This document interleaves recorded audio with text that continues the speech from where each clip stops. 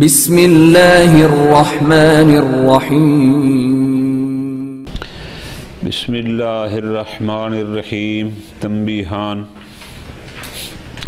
تداخل المسببات ان البحث فی المسألة السابقة انما هو اذا تعددت الاسباب فيتساءل فيها اما اذا كان تعددها يقتضي المغايرة في الجزاء الى آخر۔ چھوٹی چھوٹی دو باتیں ہیں، بالکل آسان، 5-10 منٹ کا درس ہے۔ ہم نے ایک بحث پڑھی تھی کہ اگر جزا ایک ہو اور شرائط مختلف ہوں، وَإِذَا تَعَدَّدَ الشَّرْطُ وَاتَّحَدَ الْجَزَاءُ۔ ایک بات چلی تھی یہ کہ آیا قاعدہ کیا تقاضا کرتا ہے؟ اگر کوئی دلیل تداخل پر ہو پھر تو ٹھیک، دلیل عدم تداخل پر ہو پھر بھی ٹھیک، اگر کوئی دلیل تداخل یا عدم تداخل پر نہ ہو تو قاعدہ کا تقاضا کیا ہے؟ ہم نے گزشتہ درس میں گزارش کی تھی کہ قاعدہ شیخ مظفر کے نزدیک تقاضا کرتا ہے عدم تداخل کو۔ ہر جملہ شرطیہ میں موجود شرط یہ تقاضا کرتی ہے چونکہ میں سبب مستقل ہوں لہذا میرے لیے ایک مستقل جزا کا ہونا ضروری ہے۔ ہر سبب تقاضا کرتا ہے کہ میرے لیے جزا علیحدہ ہو۔ ٹھیک ہو گیا؟ آج بحث یہ ہے وہ ہے مسبب کی۔ ہم نے کہا وہاں تداخل تو نہیں ہو سکتا۔ اچھا، مسبب میں تداخل ہو سکتا ہے یا نہیں ہو سکتا؟ کیا مطلب؟ ایک شرط تھی اس کی جزا بھی یہی، ایک اور شرط تھی اس کی جزا بھی یہی، ایک تیسری شرط تھی اس کی جزا بھی۔ ہم ایک جزا کو بجا لیں اس قصد کے ساتھ کہ یہی سب کی طرف سے ہے، آیا یہ ہو سکتا ہے یا نہیں ہو سکتا؟ ٹھیک ہے جی؟ کیوں؟ یہ جو جزا ہوتی ہے نا میری جان، جزائیں مختلف ہوتی ہیں، ممکن ہے نام بھی مختلف ہو، حقیقت بھی مختلف ہو۔ ٹھیک ہے جی؟ ممکن ہے نام تو ایک ہو لیکن حقیقت مختلف ہو۔ بسا اوقات وہی شے ہوتی ہے، اسمن بھی وہی، حقیقتاً بھی وہی، ہر لحاظ سے وہی۔ تو اس میں یہ بحث ہے کہ ہم ایک کو بجا لائیں اس قصد کے ساتھ کہ یہی سب سے مجزی ہو، اس کو کہتے ہیں تداخل مسببات۔ آیا مسببات میں تداخل یہ جائز ہے یا جائز نہیں؟ شیخ مظفر فرماتے ہیں جیسے قاعدہ اسباب میں عدم تداخل پر دلالت کرتا ہے، مسببات میں بھی عدم تداخل پر دلالت کرتا ہے جب تک کہ کوئی دلیل موجود۔ جہاں دلیل آ جائے، دلیل آ گئی، جو شخص مجنب ہو اس پر غسل واجب ہے، ایک بندہ 4 دفعہ مجنب ہوا تو اگرچہ ہر جنوب سبب مستقل ہے، وہ کہتے اس پر 4 غسل ہوں، لیکن دلیل آ گئی کہ اگر کوئی بندہ ایک ہی غسل کرے اور 4 کی نیت سے کرے تو بس وہی مجزی ہے۔ تو اب یہاں تداخل مسبب پر چونکہ دلیل آ گئی ہے لہذا نحن ابناء الدلیل، ہم دلیل کے تابع ہیں، بات ٹھیک۔ لیکن اگر کوئی دلیل نہ آئے تو پھر اپنی مرضی سے مسببات میں تداخل کیوں؟ چونکہ اس جزا کو کروں گا تو یہ اس شرط کے کھاتے میں جائے گی، وہ کروں گا تو اس شرط کے کھاتے میں جائے گی، وہ اس کا، لہذا بغیر دلیل کے قاعدہ کا تقاضا یہ ہے کہ مسبب میں بھی تداخل نہیں۔ ٹھیک ہے جی؟ آسان سا ہے۔ دوسری بحث اس میں یہ ہے کہ اگر کوئی بندہ اس بحث میں نہیں پڑتا کہ آیا اسباب میں قاعدہ تداخل ہے یا عدم تداخل، آیا مسببات میں قاعدہ تداخل ہے یا عدم ہے؟ آپ ہمیں اصل بتائیں، اصل عملی کیا ہے اسباب میں، وہ تداخل کا تقاضا کرتی ہے یا عدم تداخل کا؟ اسی طرح مسببات میں اصل عملی کس چیز کا تقاضا کرتی ہے؟ فرماتے ہیں اصل کے لحاظ سے اسباب اور مسببات میں فرق ہے۔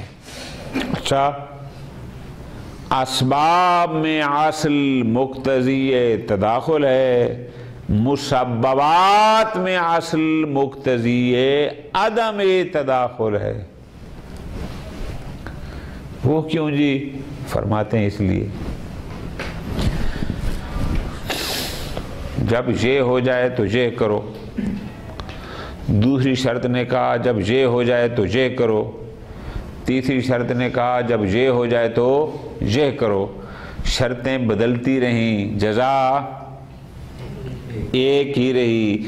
تو اس کا مطلب ہے ہر شرط یہ چاہتی ہے کہ اس جزا کا وجود ہو۔ ٹھیک ہے جی، اب اگر شرطیں 1 2 3 اکٹھی ہو گئیں، ہم ایک ہی جزا کو بجا لاتے ہیں، تو آیا وہ جزا کو وجود مل گیا یا نہ مل گیا؟ اور جس کو شرائط تقاضا کر رہے تھے، جب ایک کو بجا لائیں گے یہ ہو جائے گا قدر متیقن، یہ تو ہو گیا یقینی۔ اب شک ہوگا، آیا ہمیں دوبارہ سے 12 بجا لانا ہے؟ او شک فی زائد، اصالت البراءت کہے گی نہیں، بس جب قدر متیقن ہو گیا مزید کرنے کی ضرورت نہیں ہے۔ اسی کا نام تداخل ہے۔ لیکن مسببات میں اصل اس کے خلاف ہے۔ وہ کیا ہے؟ اس شرط نے کہا یہ واجب، اس شرط نے کہا یہ واجب۔ اس کا مطلب ہے کہ 3 واجب تو ہمارے سر پر وہ شرائط کی بنیاد پر آ چکے تھے، اگر ہم ان میں سے ایک کو بجا لاتے ہیں، ایک جزا کو، اب ہمیں شک کرتے ہیں آیا ایک کے بجا لانے سے باقی 2 ساکت ہوئیں یا نہ ہوئیں؟ اشتغال یقینی برات یقینی کا تقاضا کرتا ہے۔ بھائی تیرے اوپر 3 واجب کا آنا یقینی ہوا تھا جناب، یقینی ہوا تھا، اب احتیاط کا تقاضا یہ ہے کہ 3 مرتبہ واجب کو بجا لا، تب تیرا ذمہ بری ہوگا، ایک سے ذمہ بری نہیں ہوگا۔ لب لباب کیا نکلا؟ 2 ہی سطریں ہیں مختصر۔ کون سی؟ کہ اگر ہم قاعدہ کی دنیا میں جائیں کہ تقاضا کیا ہے اسباب اور مسببات کا، علل قاعدہ نہ تداخل فی الاسباب اور نہ ہی تداخل فی المسببات درست ہے، جب تک کہ کوئی تداخل پر دلیل موجود نہ ہو۔ لیکن اگر ہم قاعدہ کی بجائے اصل عملی کی طرف جائیں کہ اصل اولی کیا ہے، اسباب میں اصل اولی کا تقاضا کیا ہے اور اس میں، تو ہم کہیں گے اسباب میں تو وہ تداخل کا تقاضا کرتی ہے، لیکن مسببات میں وہ عدم تداخل ہے، اصل عدم تداخل ہے۔ بس یہ مختصر سی بات تھی۔ مفہوم شرط کی بات آپ کی مکمل ہو گئی نہیں؟ تنبیہان مفہوم شرط سے متعلق چیزیں فرماتے ہیں۔ تداخل المسببات ان البحث فی المسالۃ السابقہ انما ہوا اذا تعددت یہی تھا نا، اذا تعدد الشرط واتحد الجزاء، اسباب متعدد ہوں جزا ایک ہو۔ فیتساءل فیہا، تو وہاں پر یہ سوال تھا، اما اذا کان تعددها یقتضی المعایدۃ فی الجزاء، کہ جب اسباب مختلف ہیں، تعدد اسباب تقاضا کرتا ہے کہ جزا بھی متعدد ہو، یقتضی المغایرۃ فی الجزاء و تعدد المسببات او لا یقتضی، کہ آیا تقاضا، یعنی سوال یہ تھا کہ آیا اسباب کا متعدد ہونا مسببات کے تعدد کا متعدد ہونے کو بھی تقاضا کرتا ہے یا نہ، وہ نہیں کرتا۔ نتیجہ اسباب متداخل ہوں گے، سارے اسباب مل کر فقط ایک ہی جزا کو چاہیں گے، ایک ہی مسبب کو چاہیں گے۔ لہذا ہم نے اس کا مسئلے کا نام رکھا تداخل اسباب۔ بعد الفراغ من عدم تداخل الاسباب ہناک، وہاں ہم کس نظریے کے قائل ہو گئے؟ شیخ اللہ نے یہ فرمایا تھا، شیخ مظفر نے، کہ اسباب میں قاعدہ عدم تداخل کو تقاضا کرتا ہے۔ اب ہماری دوسری بات ہے کیا؟ تعدد المسببات، کہ اگر مسببات متعدد ہوں، اذا كانت تشترک فی الاسم والحقیقہ، نام بھی ایک اور حقیقت بھی، جو اگر نام بدلتے گئے تو پھر تو بدل جائے گا نا۔ مثلا روزہ نہ رکھنے پر بھی کفارہ ہے، قتل کرنے پر بھی کفارہ ہے، نام تو کفارہ ہے لیکن حقیقت وہاں کفارہ کوئی اور، اس کا کفارہ کوئی اور۔ رمضان کا روزہ توڑے تو کفارہ کوئی اور، مستحب توڑے جا کوئی قضا کا توڑے تو اور، قبل زوال توڑے تو اور، بعد زوال، اسمن تو ایک ہے لیکن حقیقتاً ایک۔ ہمارا یہ ہے کہ جہاں جزا اسمن بھی وہی ہو اور حقیقت میں بھی، مثل اغسال کے، جب مجرم ہو غسل کر، مس میت ہو غسل کر، اسم بھی وہی اور حقیقت بھی۔ خوب، حال یہ سے ہو یکتفا عنہا بوجود واحد لہا، کیا یہ صحیح ہے کہ اگر مسببات 2 3 4 ہیں لیکن ہم صرف ایک ہی کو بجا لیں اور قصد کر لیں باقیوں کا بھی ساتھ، کہ یہ سب کے مقام پر اسی ایک کو بجا لاتا ہوں، آیا یہ اکتفا جائز ہے او لا یکتفا، یا اس پر اکتفا نہیں کیا جا سکتا؟ فرماتے ہیں ہذہ مسئلۃ اخری، لہذا اس کو مسئلہ تداخل اسباب نہیں کہتے، اس کا نام ہوتا ہے تداخل مسببات، والقاعدۃ فیہا ایضا عدم۔ اب ایک ایک سطر ذہن میں بٹھانے والی کہ شیخ مظفر کے نزدیک جہاں قاعدہ اسباب میں عدم تداخل کا تقاضا کرتا ہے، مسببات میں بھی شاباش عدم تداخل کا تقاضا کرتا ہے۔ وَالسِّرُّ فِي ذَلِكَ، کیوں؟ دلیل کیا ہے؟ وجہ کیا ہے کہ آپ کہتے ہیں قاعدہ یہاں بھی عدم تداخل کا تقاضا کرتا ہے؟ فرماتے ہیں اس کی وجہ یہ ہے کہ بھئی ان سکوت الواجبات المتعددہ بفعل واحد، اس پر ہوئے تھے 4 کام واجب اور یہ ایک کو بجا لا کر چاروں سے ذمہ بری کرنا چاہتا ہے۔ وَإِنْ عَطَى بِهِ بِنِيَّةِ امْتِثَالِ الْجَمِيعِ، اگرچہ یہ اس ایک کو بجا لا رہا ہے چاروں کی نیت سے، لیکن ایک کا چاروں سے مجزی ہونا، چاروں سے ایک واجب کا بجا لانا کافی ہونا، یحتاج الی دلیل خاص، یہ محتاج دلیل ہے کہ واجب تیرے اوپر 4 ہوئے اور تو نیت ایک کر رہا ہے کہ میں چاروں کے بدلے میں ایک کر رہا ہوں۔ فرماتے ہیں اس کا مجزی ہونا اور مسقط ہونا محتاج دلیل خاص چاہیے۔ کما وارد فی الاغسال، جیسا کہ غسلوں کے بارے میں ہے بالاکتفاء بغسل جنابت عن باقی الاغسال، ووارد ایضا جواز الاکتفاء بغسل واحد من اغسال متعددہ۔ ٹھیک ہے، جہاں جہاں دلیل آ گئی آمنا وصدقنا، ہم اس کو قبول کر دیں گے۔ وما عدم ورود دلیل خاص، لیکن اگر کہیں پر ایک بندے پر 4 کام واجب ہیں، 5 کام واجب ہیں اور دلیل ایسی موجود نہیں جو کہے کہ اگر تم ایک کو سب کی نیت سے بجا لاؤ تو کافی ہے، اگر کوئی دلیل موجود نہیں ہے، فإن كل وجوب يقتضي امتثالا خاصا، ہر وجوب چاہتا ہے کہ میرا اپنا مستقل امتثال ہونا چاہیے، کہ لا یغنی عنہ امتثال آخر، کہ دوسرا امتثال میرے امتثال سے مغنی نہیں ہے، کہ تو کہے کہ میں اس کا امتثال کر دوں تو مجھ سے بھی مجزی ہوگا، ایسا نہیں ہے، چاہے وہ واجبات نام اور حقیقت میں شریک ہی کیوں نہ ہو۔ چونکہ اگر نام میں مختلف ہوئے تداخل کا کوئی مطلب نہیں بنتا، حقیقت میں مختلف ہو گئے تداخل کا کوئی مطلب ہی، تداخل کا مطلب صرف وہاں بنے گا کہ جہاں نام بھی ایک ہو اور حقیقت بھی ختم۔ فرماتے ہیں قد یستثنیٰ من ذالک، البتہ ایک مقام ایسا ہے جو اس سے مستثنیٰ ہے، کیا؟ کہ اذا کان بین الواجبین، کہ اگر دو واجب ہیں اور ان دو واجبات کے درمیان نسبت عام خاص من وجہ کی، نسبت عام خاص من وجہ میں دو مادے اشتراک کے ہوتے ہیں، ایک مادہ اجتماع کا ہوتا ہے، اور یہ وہ والا مادہ ہو جو مادہ اجتماع ہو، وہاں شاید ایک وجوب کافی ہو۔ وہ کیسے؟ وَكَانَ دَلِيلُ كُلٍّ مِّنْهُمَا مُطْلَقًا بِالْإِضَافَةِ إِلَى مَوْرِدِ مثلاً حکم آیا تصدق علی مسکین، حکم آیا تصدق علی ابن مسکین کو صدقہ دے، پھر حکم آیا کہ ابن، ممکن ہے کوئی مسکین ہو، ابن سبیل مسافر نہ ہو، ممکن ہے کوئی مسافر ہو مسکین نہ ہو، ایک مادہ اجتماع، کیا وہی فقیر بھی ہو اور وہی مسکین بھی ہو۔ اب اس کو صدقہ دینا یہ مسقط للتکلیفین ہوگا، اور جس نے کہا تھا کہ مسکین کو صدقہ دے وہ وجوبی سے ہو جائے گا، اور جس نے کہا تھا ابن سبیل کو دو۔ یہ ایک مورد ہے کہاں؟